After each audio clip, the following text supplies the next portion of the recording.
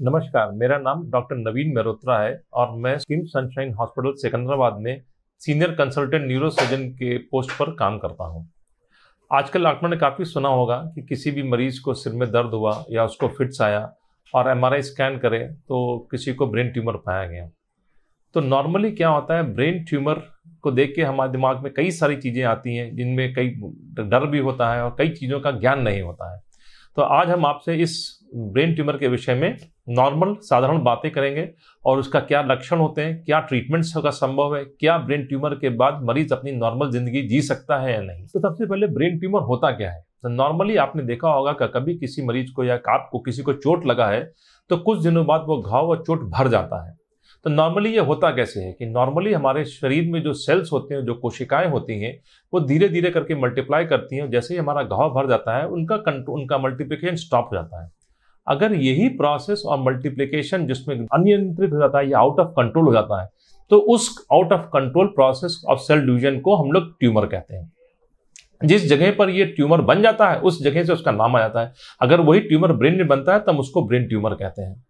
So normal brain tumour होते कितने type के हैं। नॉर्मल अगर साधारण भाषा में बात करें तो ब्रेन ट्यूमर दो टाइप के होते हैं। एक होता है बेनाइन, यानी जो कैंसर नहीं होता है।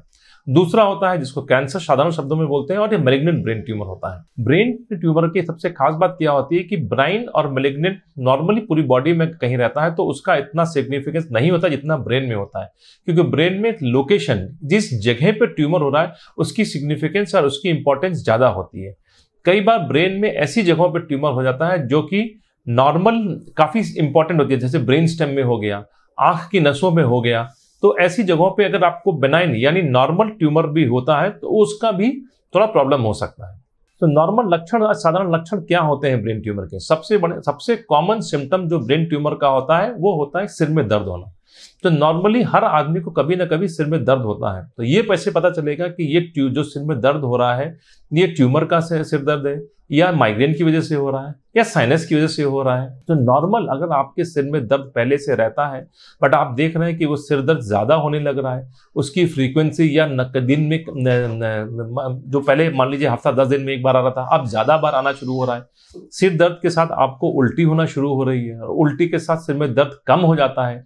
जब सिर में दर्द बहुत तेज होता है तो आपको दो दिखाई देने लगते हैं। नंबर 3, अगर सिर दर्द के साथ साथ आपको किसी तरफ राइट हैंड या लेफ्ट में हाथ पैर में किसी में वीकनेस आना शुरू हो जा रही है तो इसका मतलब ये जो सिर दर्द है ये साधारण सिर दर्द नहीं है, इसके अंदर ट्यूमर होने का शक हो सकता है।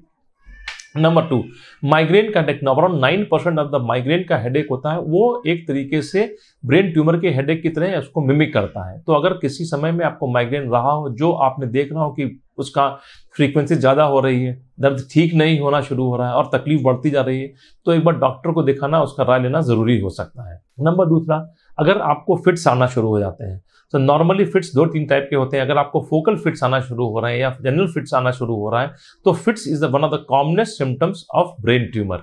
तो अगर किसी भी एडल्ट बच्चे को या बच्चों को किसी को फिट्स आ रहा है तो उसका नियमित जांच जरूर करा लें और देखें कि वो फिट्स क्यों आ रहा है। नंबर 3, कि अगर आपको छोटा बच्चा है जिसको चलने में तकलीफ हो रही है, जिसको बैलेंस में प्रॉब्लम होना शुरू हो रहा है तो वो एक ब्रेन ट्यूमर का सिम्टम हो सकता है। नंबर 4, अगर कई बार हार्मोन का प्रॉब्लम होना शुरू हो रहा है, आपको आंख से देखने को तकलीफ होना शुरू हो रहा है तो हो सकता है कि ये एक ब्रेन ट्यूमर का सिम्टम हो सकता है। तो नॉर्मली अगर आपको कोई हेडेक जो पहले से है और उसके अंदर आपको कुछ चेंज महसूस हो रहा है तो उसके लिए एक डॉक्टर का राय लेना जरूरी होता है। नंबर 3, अगर हमको भाई हेडेक हुआ तो कैसे पता चलेगा कि ये जो हेडेक है ये ट्यूमर की वजह से है। तो ट्यूमर की डायग्नोसिस के लिए हम लोग के MRI is the investigation of choice. तो एमआरआई से हम ट्यूमर के बारे में काफी कुछ जान सकते हैं। जो भी हम ट्यूमर का एमआरआई करते हैं तो उसमें कॉन्ट्रास्ट करते हैं। कॉन्ट्रास्ट मतलब एक इंजेक्शन का दवा देते, इंजेक्शन हम लोग लगाते हैं जिससे वो एरिया जो ट्यूमर का रहता है वो स्कैन में काफी क्लियर होकर दिखने लगता है, जिससे हमको ये पता चल सकता है कि ये जो ट्यूमर है वो उस एरिया के आसपास और कहाँ कहाँ फैला हुआ है, क्या वो ब्रेन में और जगह भी गया हुआ है, क्या वो स्पाइन में और भी जगह गया हुआ है। तो उससे वो ट्यूमर का डिलिनेशन या मार्जिन बड़े अच्छे से क्लियर हो जाते हैं। नंबर 4, अब हमको ये तो समझ में आ गया कि हमको सिम्टम क्या है ट्यूमर का, हम ट्यूमर को पता कैसे कर सकते हैं। देन कम्स की ट्रीटमेंट क्या है। क्या normal treatment for brain tumour is surgery. तो आज के ज़माने में सर्जरी के उसमें काफ़ी इंप्रूवमेंट हो गया है। पहले जैसे रहता था कि ब्रेन का सर्जरी कर रहे हैं तो आउटकम या रिजल्ट इतना अच्छा नहीं होता था, बट आज के ज़माने में सेफ एनेस्थीसिया के काम में काफ़ी डेवलपमेंट हो गया है। सर्जरी करने की ट्रेनिंग टेक्निक्स में काफ़ी चेंज हो गया है।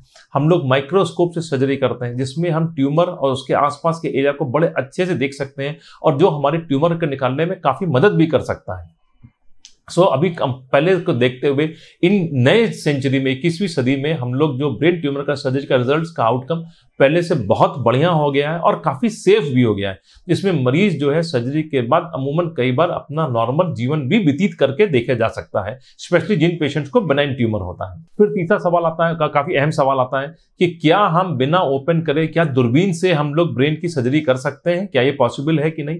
बिल्कुल, कई जगह ऐसी होती है जहां पर हमको ब्रेन के लिए पूरा स्कल खोलने का जरूरत नहीं पड़ता है, हम केवल दूरबीन से, स्पेशली पिट्यूटरी ट्यूमर्स ऐसे होते हैं जिनमें हम लोग नाक के द्वारा अंदर जाके ट्यूमर को रिमूव कर सकते हैं।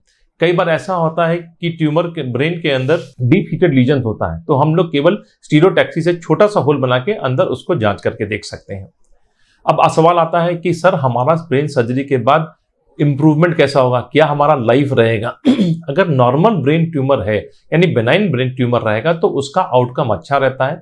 सर्जरी के बाद आप नॉर्मल कुछ समय के बाद अपना रूटीन वर्क कर सकते हैं, ऑफिस ज्वाइन कर सकते हैं, और केवल कुछ फिट्स का अगर रहता है तो उनकी दवा खा सकते हैं, वरना वापस आ सकते हैं।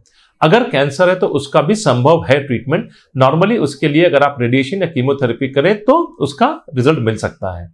अगर आपको किसी भी ऐसी कोई प्रॉब्लम है, समस्या है, तो इन सब का ट्रीटमेंट किम्स सनशाइन हॉस्पिटल में होता है, और आप उसका लिए हमारे पास एंडोस्कोप है, माइक्रोस्कोप है, और अत्यंत जो नई लेटेस्ट टेक्नोलॉजी है वो अवेलेबल है।